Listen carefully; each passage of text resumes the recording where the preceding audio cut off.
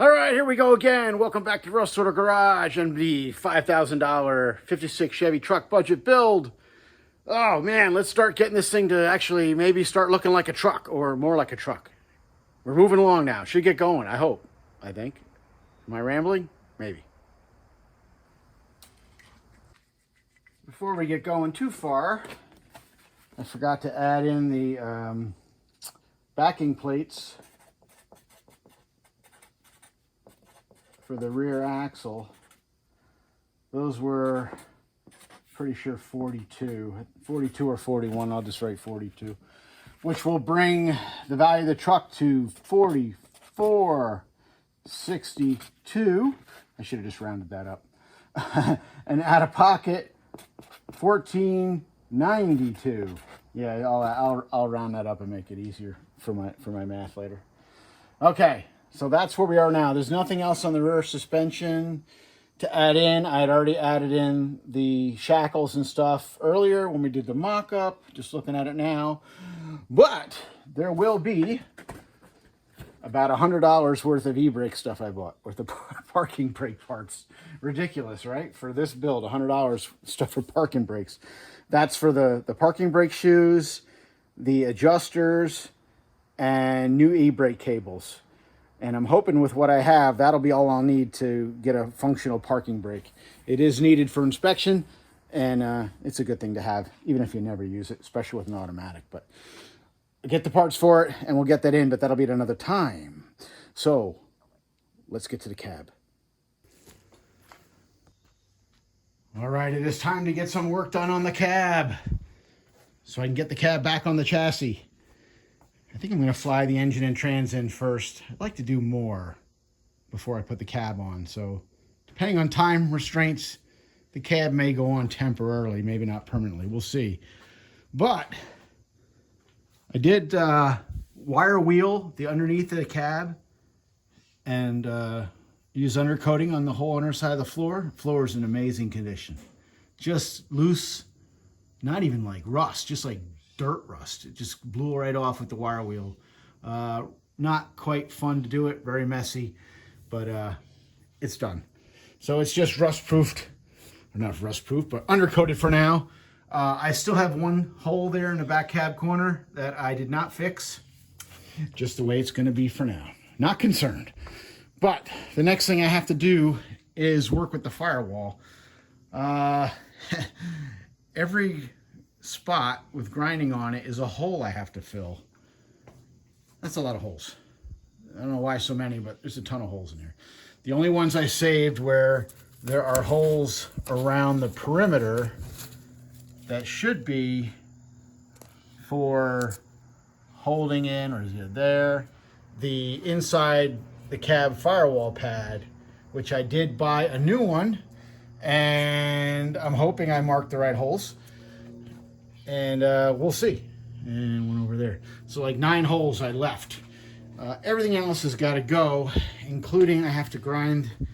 I started grinding these. I got to knock the spot welds off and take these covers off. These were for the felt seals for the brake and the clutch pedal. Those got to go. I got to fill those holes. So I'm going to knock those off, grind the spot welds a little more as needed, and blow those things off of there.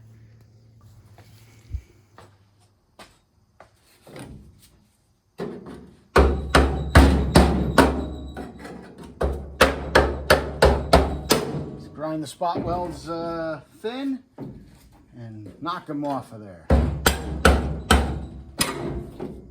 Those.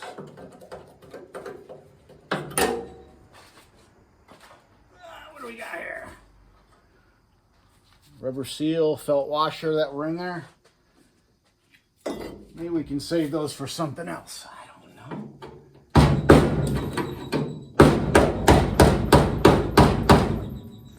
Missed a spot.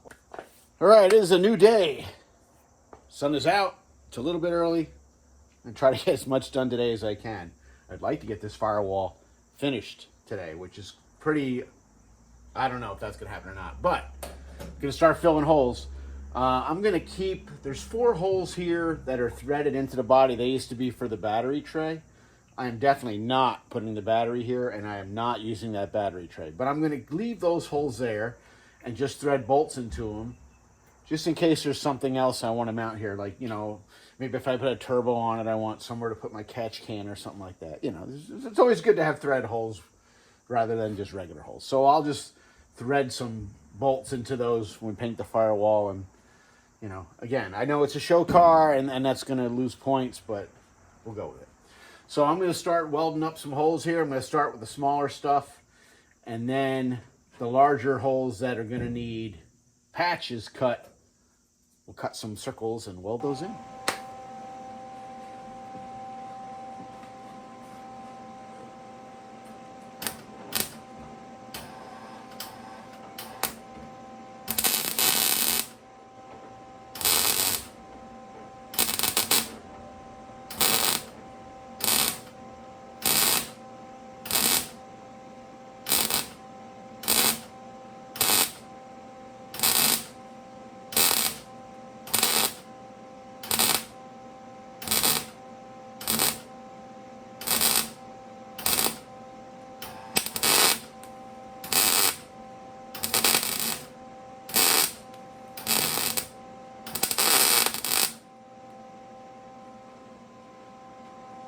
I'm just going to do a whole lot of that.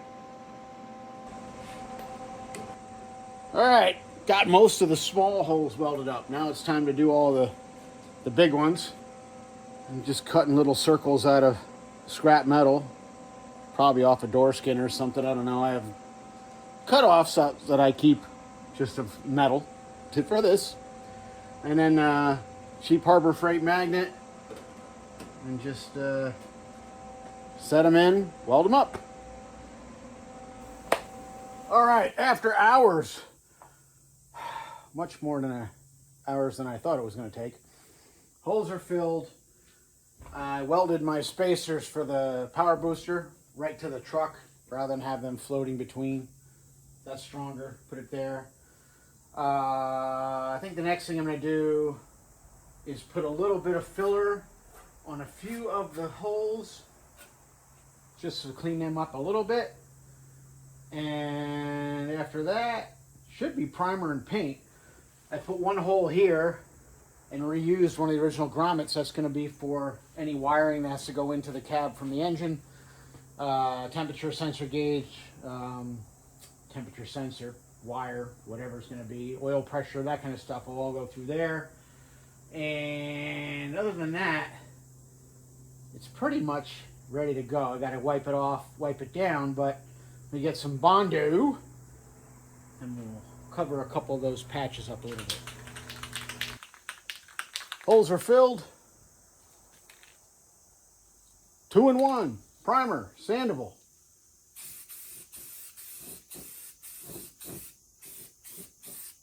See how this works.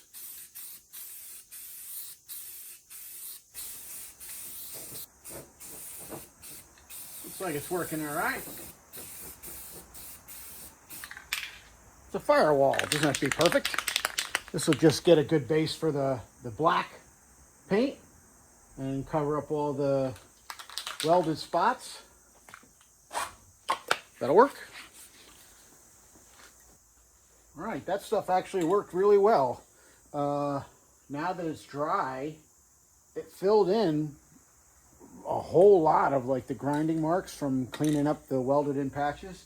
When I was spraying it on wet, it looked like you could still see everything and it wasn't going to do anything. But now that it's dried, it actually did a really nice job. That worked good. So, nothing left to do but paint it black, like everything else. And I'm using this. Mostly because if I want to change something on this, this is easy to touch up. I got the same color right here. Because I don't know exactly where my heater hose and air conditioning lines are going to go through. I bought a bulkhead.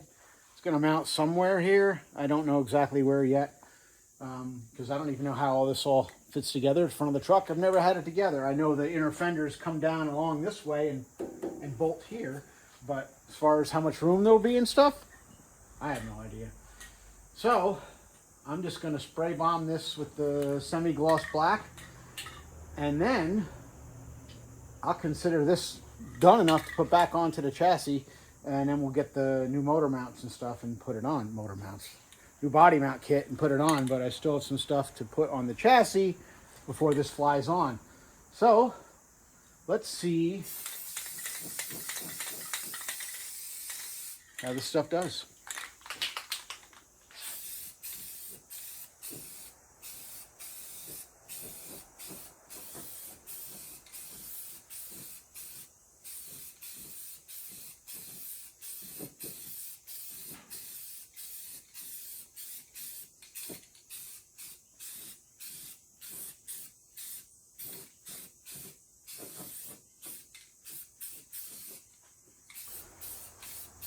All right, Firewall's black.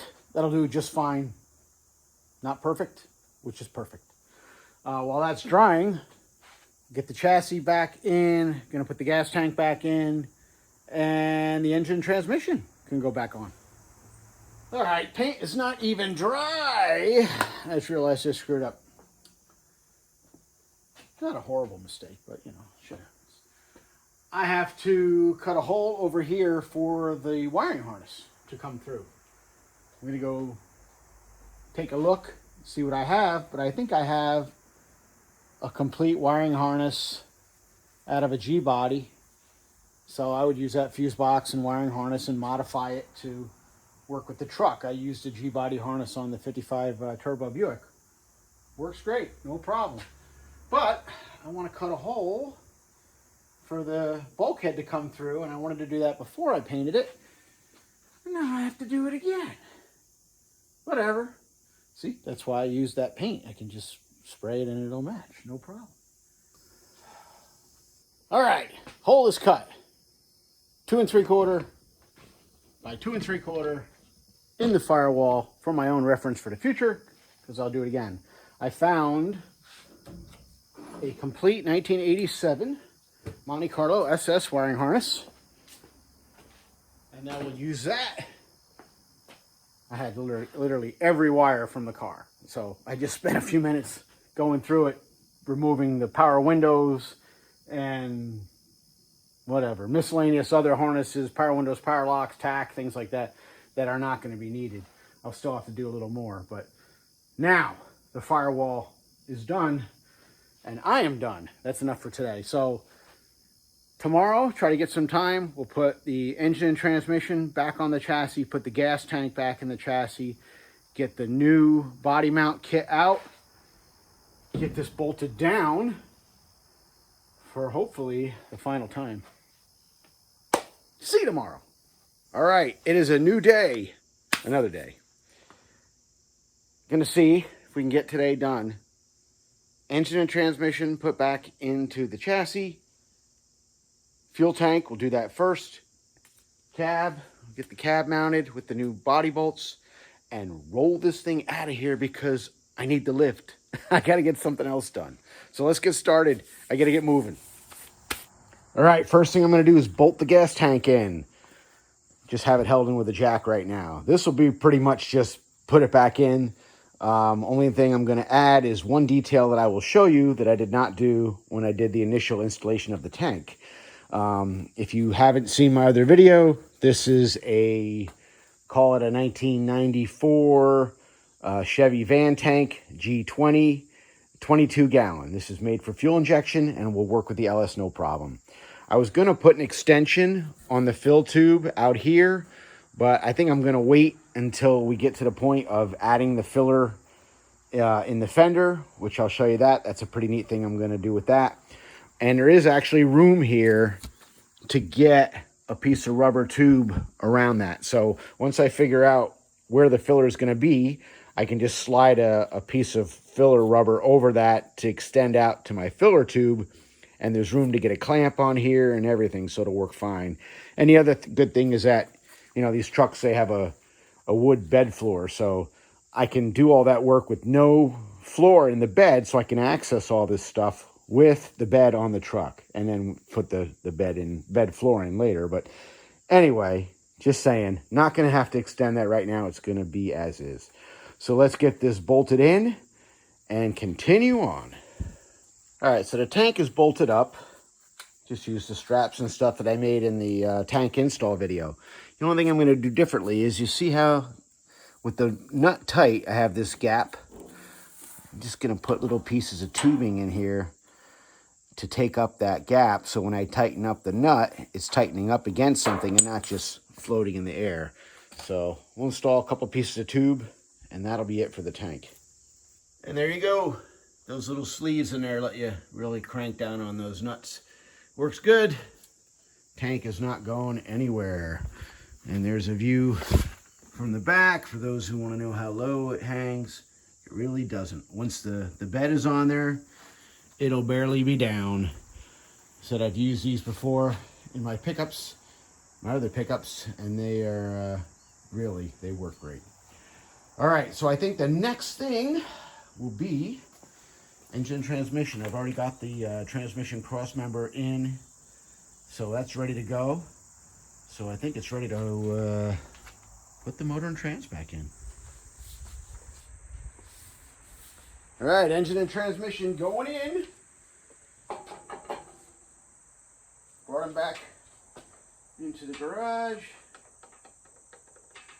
Let's see if things still line up.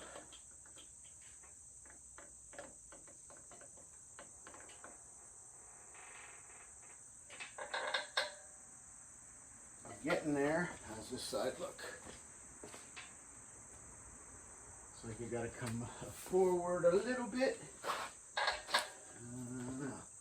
Let's see, it may come forward when it comes down. Let's just see. So close.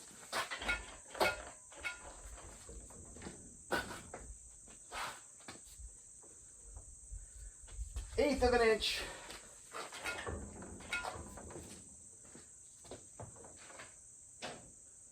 Ooh, that's really close. Let's see.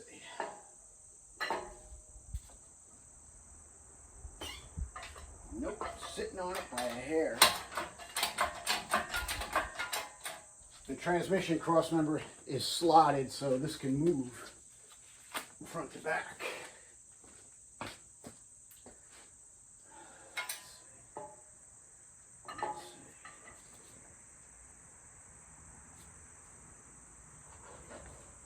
All right, that side is going. Can't see the other side. Just get a bolt through it. We're crooked.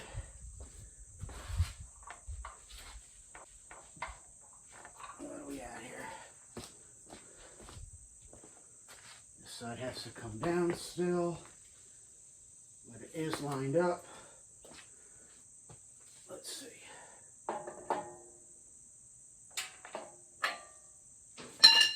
What are we looking like here?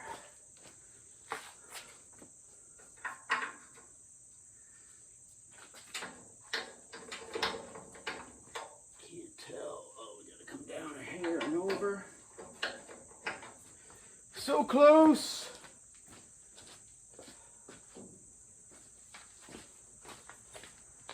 I've got the jack under the frame, so things are a little wonky.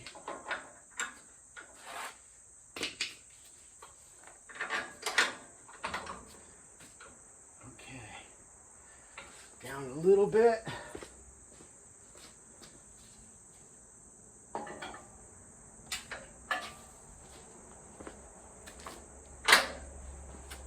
Good.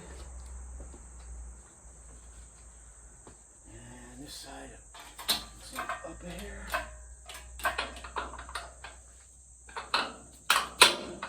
Good.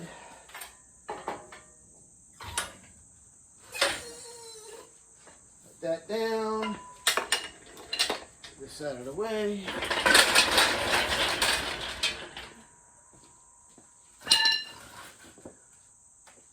Frame down.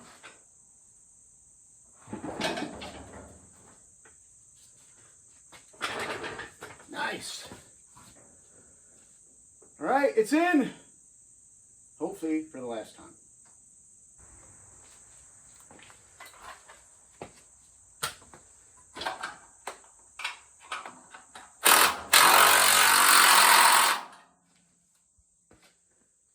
One more thing of the piece of the puzzle.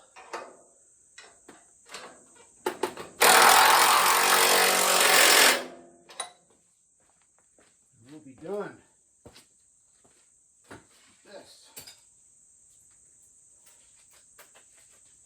transmission stud here. All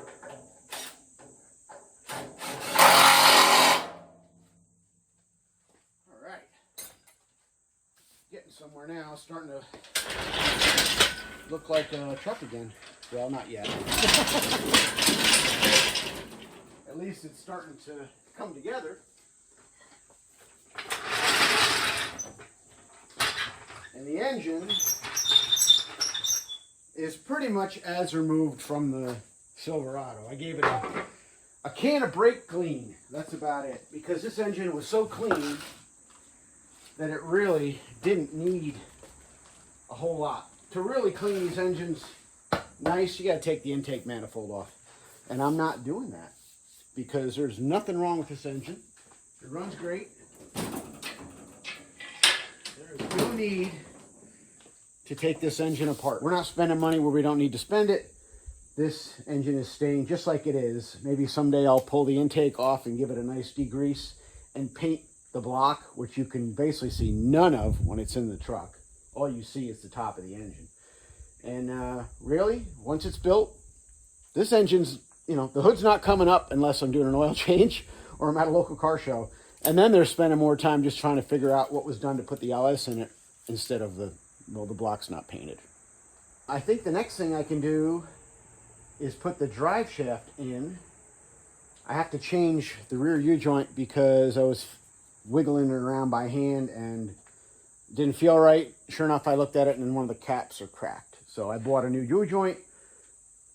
Can't remember how much it was. It wasn't much, maybe 10, 15 bucks. But I will be adding it on the list. Let me get that U-joint swapped out and we'll get the drive shaft in. All right, drive shaft is in. Of course, when I pulled the yoke, I got some more tranny fluid out. I'll be topping that thing off when we're back together. U-joint's installed. Everything's back together, nothing special. U-joint was this part number here. That was for the 2000 S10, which was also the same as the 87 Monte Carlo SS that donated the drive shaft. Nothing special about U-joint installation. I'm sure there's a million videos. Just pay attention to the clips. There are different style yokes. Sometimes you will find yokes that have a little nub on the end here, and they hold the U-joint from moving side to side. This one does not have it. As you can see, this is completely smooth around, which means it needs clips on the inside, which are snapped in there on those grooves, if you see them, the black clips there. So if you didn't have clips on there, then that U-joint could move around, and that's what happened to the original one. Whoever put the U-joint in, because it was not original, did not put those clips in. The joint moved around and it cracked the cap. So make sure you pay attention to that stuff. And as far as drive shaft goes, I got lucky. This one was out of an 87 Monte Carlo SS, like I said, and it was perfect length. But eventually, I will have to shorten the drive shaft. So stick around for my other builds as they happen, because I know it's going to happen, and I'll show you how to shorten your own drive shaft at home for free. All right, it is time. Time to put the cab back on the chassis. Hopefully, for the last time. We got a new hardware kit. And we'll see if it came with instructions, because hopefully it came with instructions. Let's see. Yes, it has instructions. All right. Because what I had originally, I think, was factory stuff. We'll see what we got here. These are much thicker, I think, than the ones that were on it originally. Doesn't mean anything. but the other originals could have just been worn out. All right, we have instructions. All right, looks relatively simple. Although these better be 3/8, because I don't know if those are the same as what I had. Maybe they are 7/16. Says they're 7/16. So I hope my originals were 7/16. I'm talking about the rear cab mounting bolts. For some reason I thought they were 3/8, but I'll have to double check. All right, I have my exploded view here. Let's set it up and get the cab installed. All right, so for those of you doing one of these 55 second series to 59, here are how the body mounts work, at least according to instructions I have. Up front here, I have a metal shim on top of a rubber shim. This bolt goes right through the cab, down through this, and then underneath the mount will just be a, there we go, a flat washer, lock washer, and a nut. Very simple. So that's that. Now for the rear, you have this larger piece here. It fits into the hole in the frame and it fits good. And then this bolt actually comes up from underneath. So you have the 7/16 bolt, lock washer, flat washer, and then the sleeve and the bottom mount. And this all goes up like that and screws into a nut that's in the bottom of the cab. So that's that. Let's lower this thing down and see how it looks. All right, and we're not gonna get fancy and use a plumb bob or anything like that. Just gonna lower it down, see where it's at.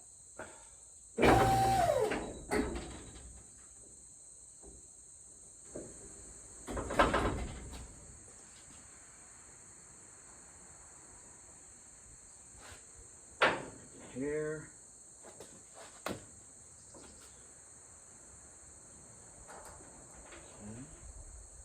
Actually, don't have to put those shims on there. It's got slots, so as long as the bolt goes through.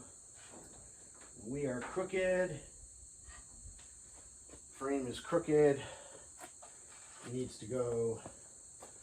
Cab needs to go back a little bit. Shove.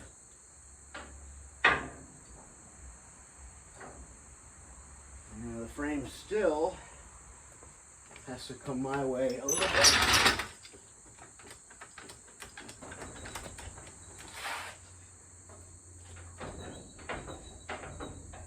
Alright, that's in the hole. It's not straight in the middle, it's to the inside. This one is now not in the hole.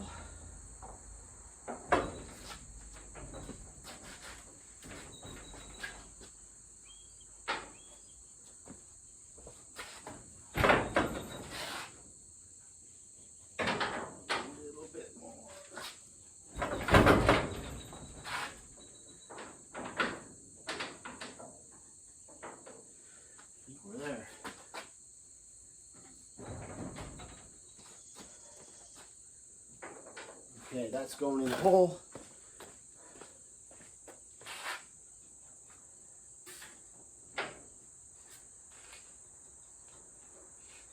Is that smooth?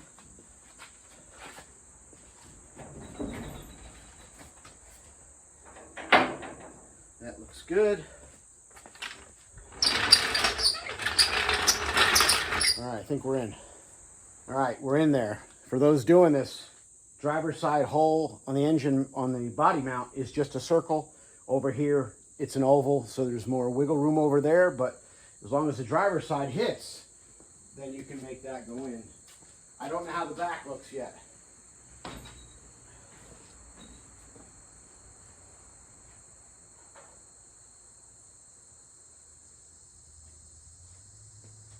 We are actually sitting on the rear cab mounts right now. I'm going to lower this down, and as long as the front looks good, I can put a jack under the rear of the cab and lift it and wiggle it around as needed. Cab is on. Bolts are all tight. It's rare that something I get from the aftermarket actually does work, and it worked. Here's the inside clearance with the 60E. No problemo. You got the vent line here is a little tight. I can reroute that down a little bit, but that's no big deal. It's just a rubber line. All looks good. Lots of room. Plenty of clearance behind the engine everywhere. So when I blow the transmission up, I can get right to the bell housing bolts, no problem.